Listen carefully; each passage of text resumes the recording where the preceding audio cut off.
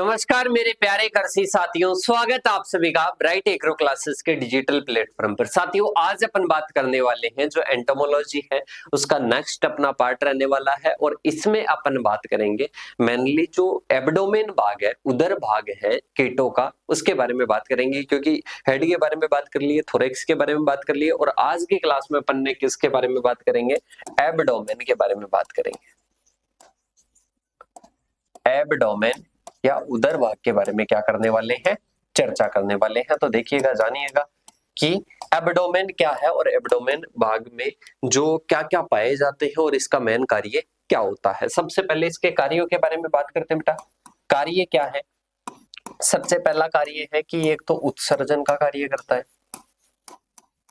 एक प्रजनन का कार्य करता है, एक प्रजनन का कार्य करता है और इसके साथ में एक पाचन का कार्य करता है।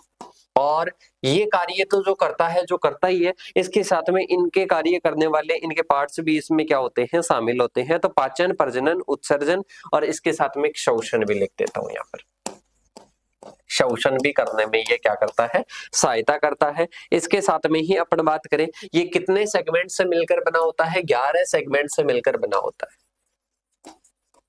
ठीक है। जिसमें मैं बात करूं प्रीजेनेसियल अंग, मतलब जनन अंगों के पहले कितने भाग होते हैं कि सर जनन अंगों के पहले तो अपने भाग होते हैं 1 से लेकर 7 होते हैं। और इसके साथ में जो जेनेसियल अंग होते हैं, मतलब जो जनन अंग होते हैं, उनके बारे में बात करते हैं तो वो कौन से होते हैं? वो 8 और 9 होते हैं। इसके साथ में पोस्ट वाले बात करें, इसके बाद की बात करें तो वो कितने होते हैं? 10 और 11 होते हैं, ठीक है। टोटल कितने होते हैं कि सर 11 सेगमेंट होते हैं। टोटल कितने सेगमेंट होते हैं बेटा? 11 सेगमेंट होते हैं। और इसीलिए ये क्या करते हैं? प्रजनन में सहायक होते हैं। ये अंग किस में सहायक होते हैं कि सर प्रजनन में सहायक होते हैं। और कार्य समझ में आ गया कि एब्डोमेन के कार्य क्या क्या होते हैं, ठीक है। 8 और 9 खंडों में अपन बात करें तो 8 और 9 खंड जो है वो किस में दिखाई देंगे? वो वयस्क में ही दिखाई देंगे ओनली। वयस्क में क्यों? क्योंकि जनन अंगों का विकास किस में होता है कि सर वयस्क में होता है। तो 8 और 9 खंड कहां पर दिखाई देते हैं? वयस्क में दिखाई देते हैं। साथ के साथ में ही आपको क्या करना है साथियों? लिखना है। इसके बाद में अपन बात करते हैं आगे की ओर। आगे अपन बात करें तो इसमें एक पाचन तंत्र होता है। कितना होता है? पाचन तंत्र होता है। और पाचन तंत्र में अपन बात करें तो फोरगट होता है, फोरगट। इसके साथ में मिडगट होता है। क्या होता है? मिडगट होता है। मिडगट के साथ में ही क्या होता है? हिंडगट होता है। क्या होता है बेटा?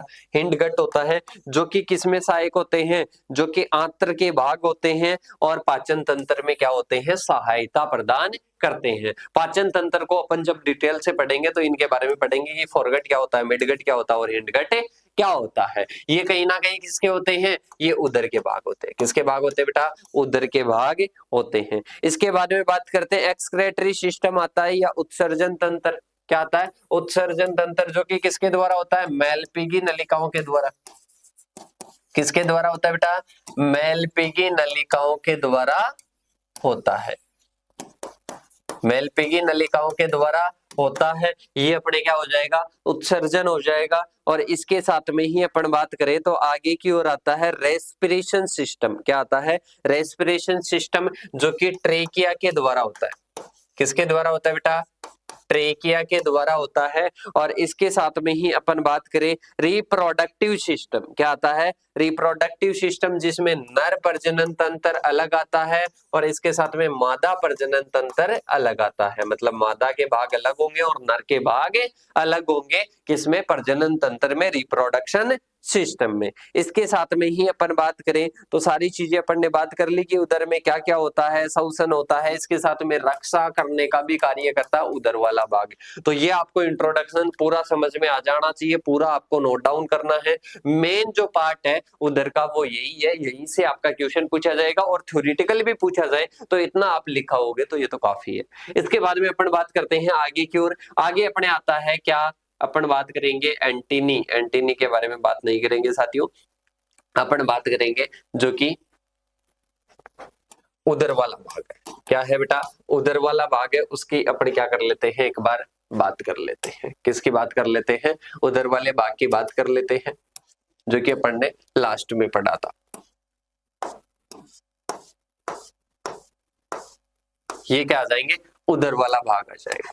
क्या आ जाएगा बेटा? उधर वाला भाग आ जाएगा। पिछली पीडीएफ में ये अपन ने देख ली थी, पर इसका अपन ने क्या नहीं किया था? वर्णन नहीं किया था। इसका क्या नहीं देखा था अपन ने? वर्णन नहीं देखा था। तो ये क्या है? अपने जो एब्डोमेन भाग है, एब्डोमेन का क्या है? वर्णन है। ये आपको क्या करना है? नोट डाउन करना है। ये 5-7 मिनट की ही अपनी क्लास क्यों है? क्योंकि अपन ने ओनली किसके बारे में पढ़ा है? एब्डोमेन के बारे में इंट्रोडक्शन पढ़ा है। पीडीएफ में अपन ने पिछली बार ही पढ़ लिया था। पिछली पीडीएफ में जो क्लास नंबर 5 की पीडीएफ थी, क्लास नंबर 6 की पीडीएफ थी, उसी में अपन ने चर्चा कर ली थी। और इसके बाद में जो अपना टॉपिक रहेगा ना, वो एंटीनी के बारे में रहने वाला है। किसके बारे में बात करेंगे? एंटीनी के बारे में बात करेंगे। बॉडी सेगमेंट जो है इंसेक्ट के, वो कंप्लीट होते हैं। इसके बारे में अपन ने नहीं पढ़ाया था, तो इसका भी अपना क्या हो चुका है? कंप्लीट हो चुका है। और नेक्स्ट वीडियो के साथ में अपन किसके बारे में बात करेंगे? जो बॉडी सेगमेंट होते हैं, उन बॉडी सेगमेंट में ही बात करेंगे। बॉडी सेगमेंट में जैसे एंटीनी पाई जाता है, इसके साथ में मुखांग पाई जाते हैं, 1 बाय 1 उनकी क्या करने वाले हैं? चर्चा करने वाले हैं। तो नेक्स्ट क्लास में अपन एंटीनी के साथ में मिलेंगे। तब तक के लिए जय जवान जय किसान साथियों।